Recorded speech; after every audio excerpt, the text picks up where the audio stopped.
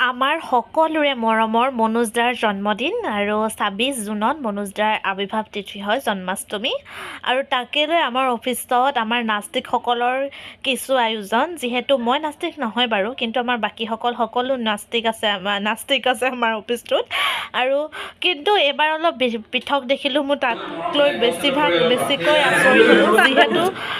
আমাৰ অফিচত মনোজ দাৰ বাবে এখনি শৰাই আগবঢ়োৱা হৈছিলে তাৰে কিছু দৃশ্যাংশ চাওকচোন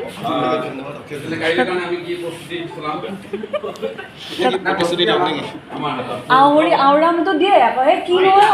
কৰিম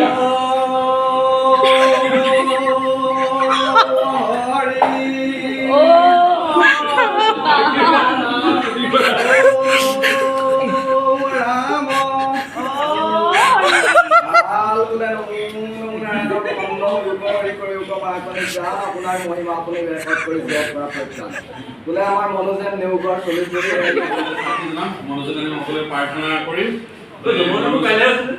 আমি বহুত প্ৰায় উদযাপন হৈ আছে যিটো জন্মদিন আজি প্ৰি বাৰ্থডে চেলিব্ৰেশ্যন হৈ আছে আৰু আমি চাকি বন্তি প্ৰাৰ্থনা কৰিম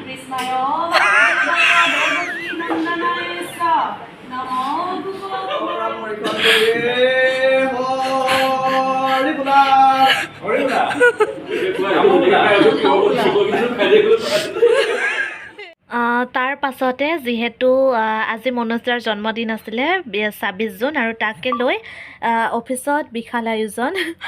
মনোজ দাৰ বাবে কেক চেক কটা হ'ল ধুনীয়াকৈ মনোজ দাও খোৱালে লগতে আমাৰ আজি খানা হিচাপে আছিলে খিচিৰি লগতে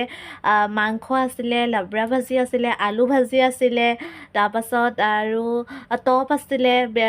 নেমু চেমু আছিলে আৰু বহুত ধুনীয়াকৈ আমি সকলোৱে একত্ৰিত হৈ খালোঁ আৰু যিহেতু আমাৰ পৰিয়ালটো তেনেই সৰু পৰিয়াল আৰু এই পৰিয়ালটোৰ মাজত আমি এনেদৰে হাঁহি ধেমালি কৰি কামৰ মাজেৰে এনেকৈ থাকি খুবেই ভাল পাওঁ আৰু খুব ভাল লাগিলে মনোজ দাৰ বাৰ্থডেটো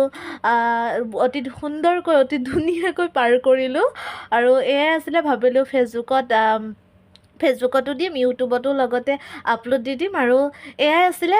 মনোজ দা আমাৰ সকলোৰে মৰমৰ আমাৰ ককাইদেউ মনোজ দা আৰু সকলোৰে আশা তেওঁ যাতে কাম ফেৰা সোনকালে কৰে আৰু কাম ফেৰা বুলি কওঁতে তেখেতে চাগে বুজিয়ে পাইছে কিহৰ কথা কৈছোঁ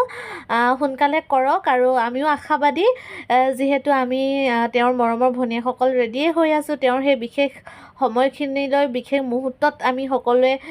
আৰু ফূৰ্তি কৰিম যিহেতু আমি খুব ফূৰ্তি ফাৰ্তা কৰি ভাল পাওঁ এনেদৰে প্ৰতিটো মুহূৰ্ত উপভোগ কৰি ভাল পাওঁ আৰু কেনে পালে জনাব ভিডিঅ'টো আৰু শেষত এটাই কওঁ মনোজ দা কাম ফেৰা সোনকালে কৰক।